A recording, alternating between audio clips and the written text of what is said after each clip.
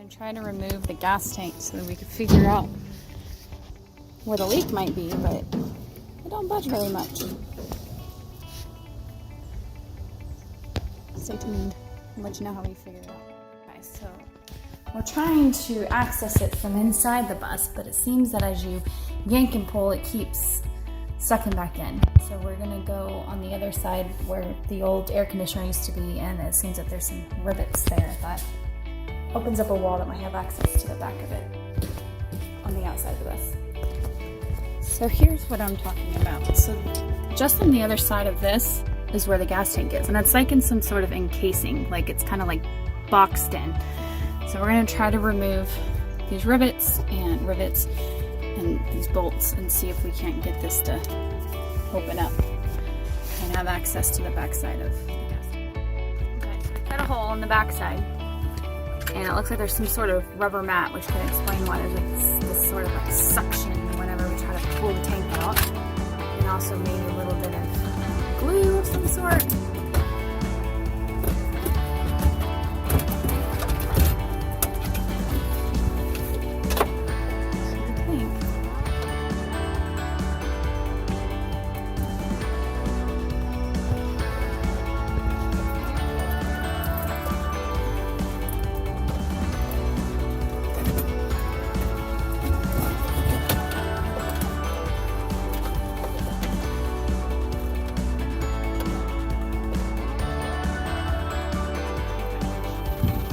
So we're trying to see how much fuel is left, and it doesn't seem that there's really any left.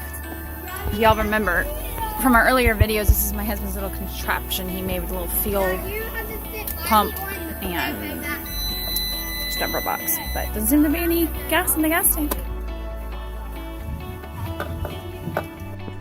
So I'm crawling under here because the bus is sitting really low right now, and there's this metal cover that goes all the way from the front of the tank to what we believe is a secondary auxiliary tank, and so I'm going to go ahead and try to remove that cover to expose what we now know is three copper pipes that run from one tank to the other.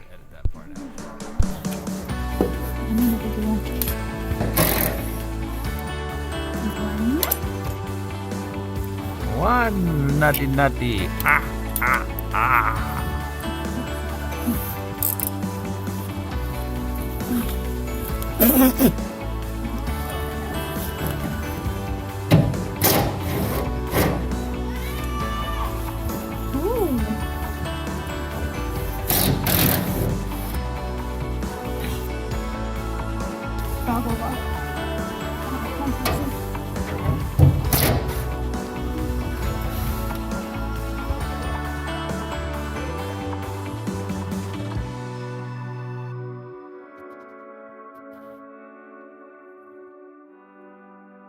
Okay, so based off reading some forums, they said there is a hose that goes to the auxiliary tank underneath this metal covering. So I had to crawl under here and unbolt it all, and now we have some, looks like to be hoses, well, metal ones, exposed. So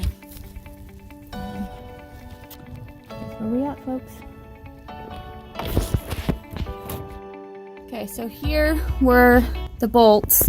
The problem is when the last owner tried pulling out the tank, not knowing that all of this was under here, you can see where he crushed one of the pipes. And I can't get my ratchet up in there, or my socket to get up in there to get out that last bolt. I'm gonna try maybe banging this back with a mallet to where I can bend it.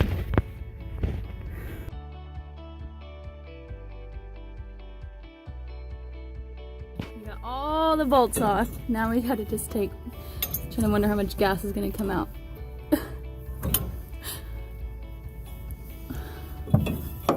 It's soft copper, so we're trying not to damage it any more than it's already been done.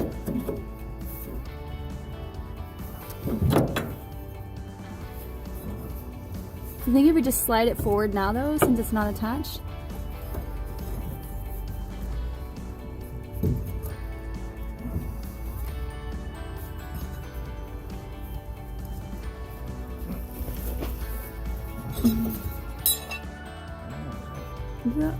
I got all 8. Right? Did I miss one? No. Oh.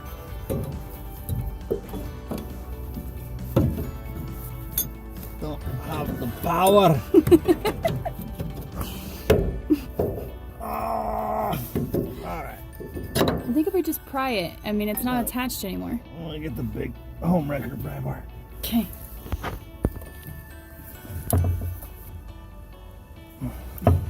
Going nowhere. Got our oldest son helping us. There it is, there it be.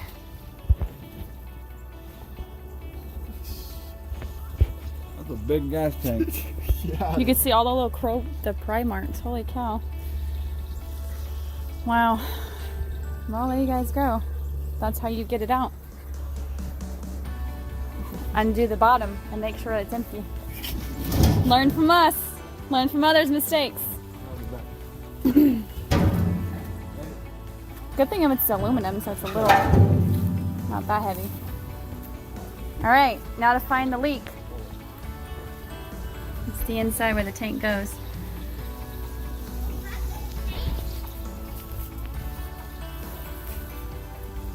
Wow. Rusted out all back here.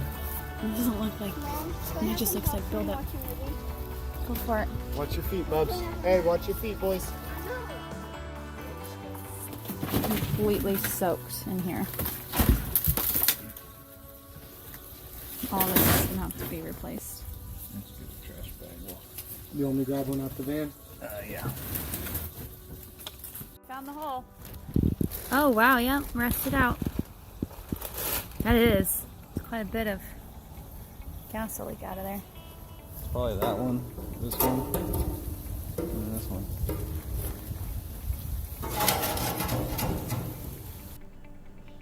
First we used a degreaser, degreased it, and then pressure washed it, and then we took a wire wheel and brushed it down all the aluminum. We found more holes with the wire wheel because there was a lot of thin metal along the edges.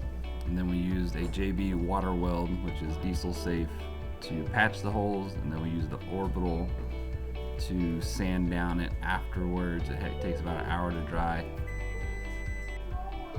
After everything was patched up and sanded down, we used a roofing tar to cover all the metal. And then we used a new piece of 1/4-inch plywood that we stained on both sides to replace the wood that had decomposed under it. And it took about 7 days for the tar to dry and a day for the stain to dry, and then we put it all back on the bus. And then I checked the reserve tank, and that one had no pitting in it.